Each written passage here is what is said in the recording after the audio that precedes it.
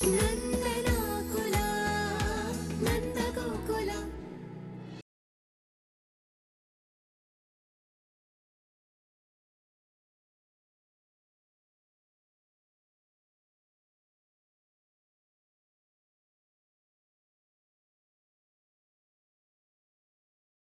ಗಿರ್ಜಾ, ಯಾಕೆ ಹಾಗೆ ನೋಡ್ತಾ ಇದೀಯಾ? ರೀ, ಇದು ನಿಜವಾಗ್ಲೂ ನೀವೇನಾ?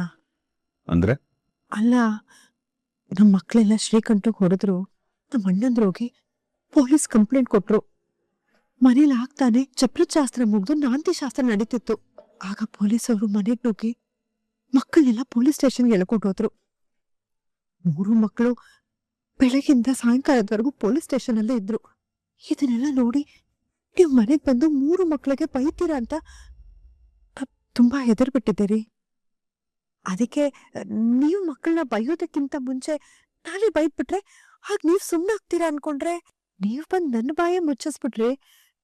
ಅದಕ್ಕೆ ಕೇಳ್ತಾ ಇದ್ದೀನಿ, ಇದ್ ನಿಜವಾಗ್ಲೂ ನೀವೇನಾ? ಗಿರ್ಜಾ, ನನ್ನ ಮಕ್ಕಳು ಮಾಡಿದ ತಪ್ಪೆ. ಅವರು ಶ್ರೀಕಂಠನ್ಗೆ ರಕ್ತ ಬರೋ ಹಾಗೆ ಹೊಡೆದ್ರೆ ಅದನ್ನ ಸರಿ ಅಂತ ವಹಿಸ್ಕೊಂಡು ಬರೋನು ನಾನಲ್ಲ. ಆದ್ರೆ ಇವತ್ತು ನಾನು ಯಾಕೆ ಅವ್ರಿಗೇನು ಹೇಳಿಲ್ಲ ಗೊತ್ತಾ ನಿಂಗೆ? ಈ ಪ್ರಪಂಚದಲ್ಲಿ ಕೊಲೆ, ಸುಲಿಗೆ, ಕಳ್ತನ, ಹುಡುಗಿರ್ನ ರೇಗಿಸ್ಕೊಂಡು ಬೇಡದೇ ಇರೋ ವಿಚಾರಕ್ಕೆ ಹೊಡೆದಾಡ್ಕೊಂಡು ಜೈಲ್ಗೆ ಹೋಗಿರೋರು ತುಂಬಾ ಜನ ಇದ್ದಾರೆ ಗಿರ್ಜಾ. ಆದ್ರೆ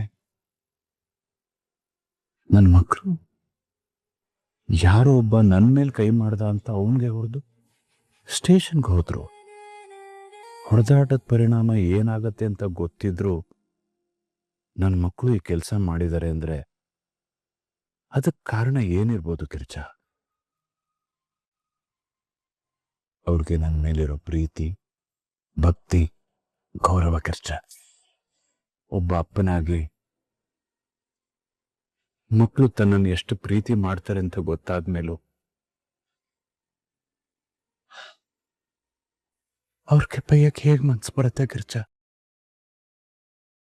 ಹಾಗಂತ ಇದೇ ಮಾತನ್ನ ಮಕ್ಕಳ ಮುಂದೆ ಹೇಳಿದ್ರೆ ನಾವ್ ಏನ್ ಮಾಡಿದ್ರು ಅಪ್ಪ ಏನು ಹೇಳಲ್ಲ, ನಾವು ಮಾಡಿದ್ದೇ ಸರಿ ಅಂತ ಹೆಚ್ಕೊಂಡ್ಬಿಡ್ತಾರಲ್ವಾ. ಅದಕ್ಕೆ ನಾನು ಏನು ಹೇಳ್ದೆ ಸುಮ್ಮನಾಗ್ಬಿಟ್ಟೆ ಗಿರ್ಜಾ. ನಿಜಕ್ಕೂ ಇಂಥ ಮಕ್ಕಳು ಪಡೆಯೋಕೆ ತುಂಬಾ ಪುಣ್ಯ ಮಾಡಿದ್ವಿ. ಅಪ್ಪಪ್ಪ, ಪ್ರೀತಿ ಮಾಡೋ ವಿಚಾರದಲ್ಲಿ ಅಪ್ಪ ಮಕ್ಕಳು ಎಲ್ಲ ಪೈಪೋಟಿದೆ. ಯಾರು ಯಾರನ್ನೂ ಬಿಟ್ಕೊಡಲ್ಲ, ಯಾರು ಯಾರಿಗೂ ಕಮ್ಮಿ ಇಲ್ಲ. ಇಂಥ ವಿಷಯದಲ್ಲಿ ನಿಮ್ಮ ಮಧ್ಯೆ ಬಂದ್ರೆ ನಾವು ಮಂಗ ಆಗ್ತೀವಿ ಅಷ್ಟೇ. ಹೌದು, ಮತ್ತೆ ರಕ್ತ ಸಂಬಂಧನೇ ಹಾಕಲ್ವ ಗಿರ್ಜಾ? ಕೇಶವ ಮೀನನ್ ಮದುವೆ ಆದ, ವಲ್ಲಭ ಅಮೂಲ್ಯನ್ ಮದುವೆ ಆದ. ನಾನ್ ಮದುವೆ ಮಾಡೋವರೆಗೂ ಕಾಯ್ದೆ. ಅವರೇ ಮದುವೆ ಆಗಿ ಬಂದಿದ್ದು ತಪ್ಪೇ ಆದ್ರು ಗಿರ್ಜಾ. ಒಳ್ಳೆ ಸೊಸೆ ಅಂದ್ರನೆ ಮನೆಗೆ ತಂದಿದ್ದಾರೆ ಗಿರ್ಜಾ.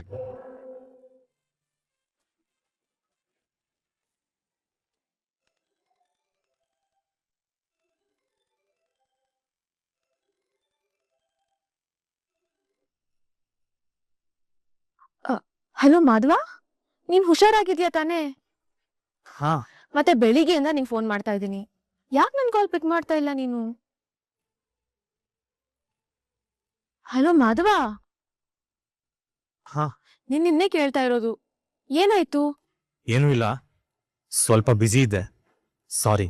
ಮಾಧವ, ಇನ್ ನನ್ನ ಹತ್ರ ಏನೋ ಮುಚ್ಚಿಡ್ತಾ ಇದ್ಯಾ ಅಂತ ಅನ್ಸ್ತಿದೆ. ಯಾಕಿಷ್ಟೊಂದು ಡಲ್ ಆಗಿದ್ಯಾ? ಹಾಗೆಲ್ಲ ಏನೂ ಇಲ್ಲ, ಮನೇಲಿ ಸ್ವಲ್ಪ ಪ್ರಾಬ್ಲಮ್ ಇತ್ತು, ಅದಕ್ಕೆ ಕಾಲ್ ಮಾಡೋಕ್ಕಾಗಿರ್ಲಿಲ್ಲ. ಮಾಧವ ನೋಡು, ಏನೇ ಸಮಸ್ಯೆ ಇದ್ರೂನು ನನ್ನ ಹತ್ರ ಹೇಳ್ಕೊ. ನನ್ ಕಷ್ಟಕ್ಕೆ ನೀನಾಗಿದ್ಯಾ, ನಿನ್ ಕಷ್ಟ ಏನೇ ಇದ್ರೂನು ನಿನ್ ಜೊತೆ ನಾನ್ ನಿಲ್ತೀನಿ. ಪ್ಲೀಸ್ ನನ್ನ ಹತ್ರ ಹೇಳ್ಕೊ ಮಾಧವ, ಯಾವ್ದೇ ತರದ ಹೆಸಿಟೇಷನ್ ಬೇಡ. ಹಲೋ ಸುಕನ್ಯಾ, ನಂಗೆ ಸ್ವಲ್ಪ ತಲೆನೋವ್ತಾ ಇದೆ, ನಾಳೆ ಕಾಲ್ ಮಾಡ್ತೀನಿ.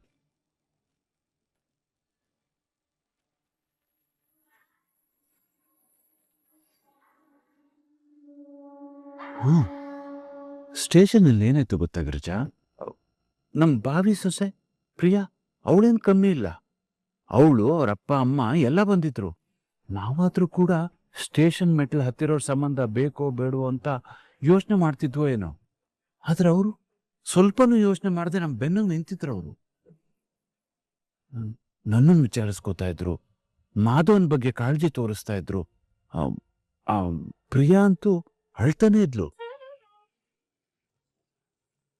ಇದರಲ್ಲೇ ಗೊತ್ತಾಗತ್ತೆ ಗಿರಿಜಾ, ಪ್ರಿಯಾ ಮದುವೆಗಿಂತ ಮುಂಚೆ ನಮ್ಮನ್ನೆಲ್ಲ ತನ್ನವರು ಅಂತ ಅನ್ಕೊಂಡಿದ್ದಾಳೆ. ಎಷ್ಟು ಹುಡುಗಿರು ಈ ತರ ಇರ್ತಾರೆ ಗಿರಿಜಾ. ಇದಕ್ಕೆಲ್ಲ ಕಾರಣ ಅವರ ಅಪ್ಪ ಅಮ್ಮನ ಸಂಸ್ಕಾರ. ತುಂಬಾ ಒಳ್ಳೆ ಜನ ಗಿರಿಜಾ. ಒಂದು ಕ್ಷಣಕ್ಕೆ ನಾನೇ ಅವ್ರ ಮುಂದೆ ಸಣ್ಣವನಾಗ್ಬಿಟ್ಟೆ.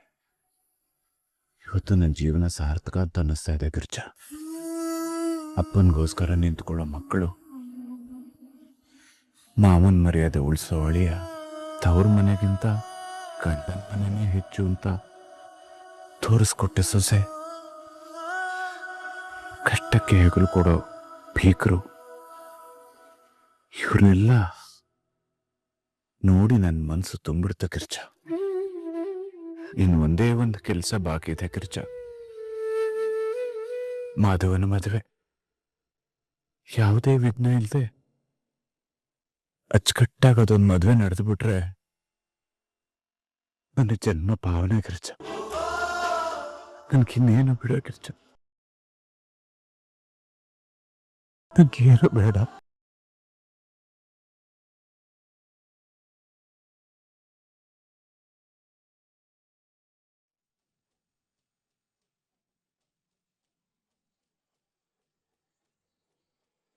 ಅದೇನು ಸೂರ್ಯ ಅದು? ತಿಂಡಿ ತಿನ್ನೋದ್ ಬಿಟ್ಟು ಅದೇನು ಯೋಚನೆ ಮಾಡ್ತಿದೀಯಾ? ಇವತ್ತು ತಿಂಡಿ ನನ್ನ ಗಂಟಲಲ್ಲಿ ಇಳಿತಾ ಇಲ್ಲಮ್ಮ. ಅಂಥದ್ದೇನು ಆಯ್ತು? ನಮ್ಮ ಮನೇಲಿ ಮುಗಿದೇ ಇರೋ ಸೂತ್ಕನ ತಂದ್ಬಿಟ್ಟು ಆ ನಂದ ಅವನ ಮಗನ ಮದುವೆ ಸಂಭ್ರಮದಲ್ಲಿ ಮುಳುಗೋಗಿದ್ದಾನೆ. ಹೇಗ್ ತಾನೇ ತಿಂಡಿ ಗಂಟಲು ಇಳಿಯತ್ತೆ? ಮೇಲಿಂದ ನಮ್ಮನ್ನು ಉರ್ಸೋಕ್ಕೆ ಅಂತಾನೆ ಉರಿ ಉರಿ ಮಾತಾಡ್ತಾನೆ. ಜೊತೆಗೆ ಆನರ್ ಬೇರೆ ಹಾಕ್ಸಿದಾನೆ. ಹೊಟ್ಟೆಗೆ ಹಿಟ್ಟಿಲ್ಲ ಅಂದ್ರು ಜುಟ್ಟಿಗೆ ಅದ್ಯಾವುದೋ ಹೂವು ತಗೊಂಡು ಸಿಕ್ಕಿಸ್ಕೊಂಡ್ರಂತೆ. ಹಂಗಾಯ್ತು ಆ ನಂದನ್ ಕತೆ. ಹೊಟ್ಟೆಗೆ ಯಾಕೋ ಇಟ್ಟಿಲ್ಲ, ನಮ್ಮನೆ ಒಡವೆಯಿಂದಾನೆ ಇವತ್ತು ಮಾಧವನ್ ಮದ್ವೆನ ಎಷ್ಟು ಗ್ರ್ಯಾಂಡ್ ಮಾಡ್ತಾ ಇರೋದು.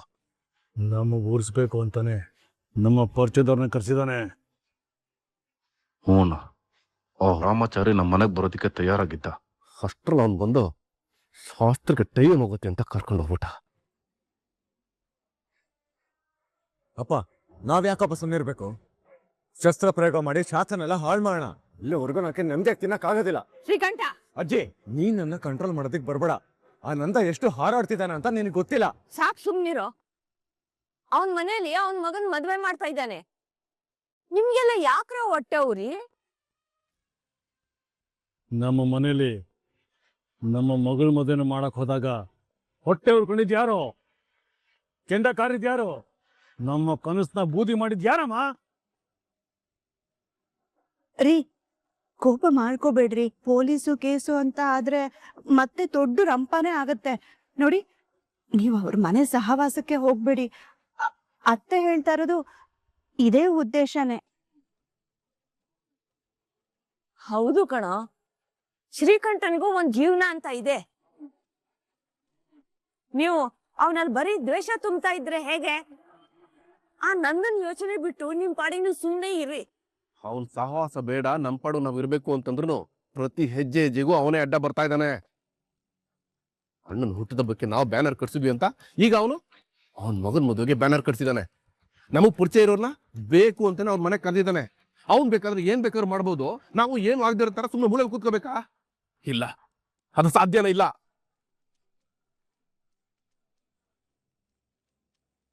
ನಮಗ್ ಅವಮಾನ ಮಾಡ್ತಿರೋ ನಂದೇನ್ ಮಾನ ಮರ್ಯಾದೆನ ಹರಾಜ್ಗೆ ಹಾಕ್ಲೇಬೇಕಪ್ಪ. ಹೌದು, ಅವನ್ ನಂದನ ಮಾನ ಮರ್ಯಾದೆ ಬೀದಿಗೆ ಹಾಕ್ಲಿಕ್ಕೆ ಅವನ ಮಗನ ಮದುವೆಕ್ಕಿಂತ ಒಳ್ಳೆ ಸಂದರ್ಭ ಇನ್ಯಾವುದೂ ಇಲ್ಲ. ಏನಾದ್ರು ಮಾಡ್ಲೇಬೇಕು ಚಂದ್ರು.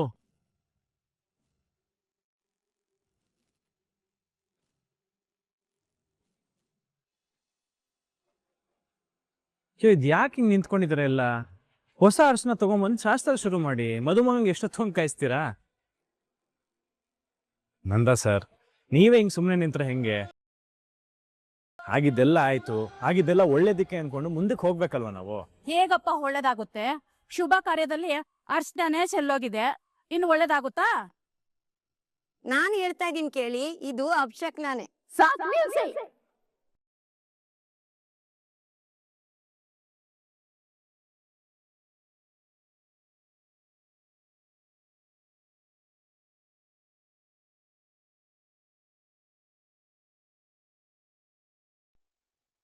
ಯಾರದು ಯಾರದು ಅಪಶಕನ ಅಂದಿದ್ದಿಲ್ಲಿ? ನೀವಾ ನೀವಾ ಅಪಶಕನ ಅಂತಿದ್ದು? ಒಳ್ಳೆ ಸಮಯಕ್ಕೆ ಬಂದ್ರಿ. ನಿನ್ ಜೊತೆ ಆಮೇಲೆ ಮಾತಾಡ್ತೀನಿ ಇರು. ಏನಮ್ಮ ಮದ್ವೆ ಮನೆ ತಾನೇ ಇದು, ತುಂಬಿದ ಮನೆ.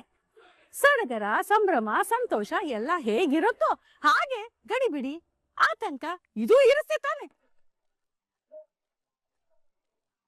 ಆ ಗಡಿಬಿಡಿಲಿ ಏನೋ ಬೀಳತ್ತೆ, ಏನೋ ಮುರಿಯುತ್ತೆ, ಅದಕ್ಕೆ ಅಪಶಕನ ಆಗೋಯ್ತು.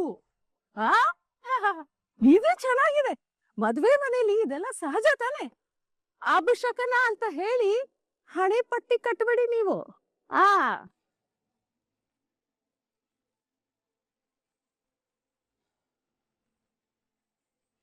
ಯಾವ ಅಪಶಕನೂ ಇಲ್ಲ, ಎಂತದೂ ಇಲ್ಲ. ಸ್ವಲ್ಪ ತೆಪ್ಪಗೆ ನಿಂತ್ಕೊಳ್ಳಿ. ಗಿರಿಜಾ, ಯಾಕೆ ನೀನ್ ಯಾಕೆ ಸಪ್ಪೆ ಮುಖ ಮಾಡ್ಕೊಂಡು ನಿಂತಿದೀಯಾ? ನಾ ಬಂದಿದ್ದೀನಿ ತಾನೆ, ನಾನೆಲ್ಲ ಸರಿ ಮಾಡ್ತೀನಿ. ಏನು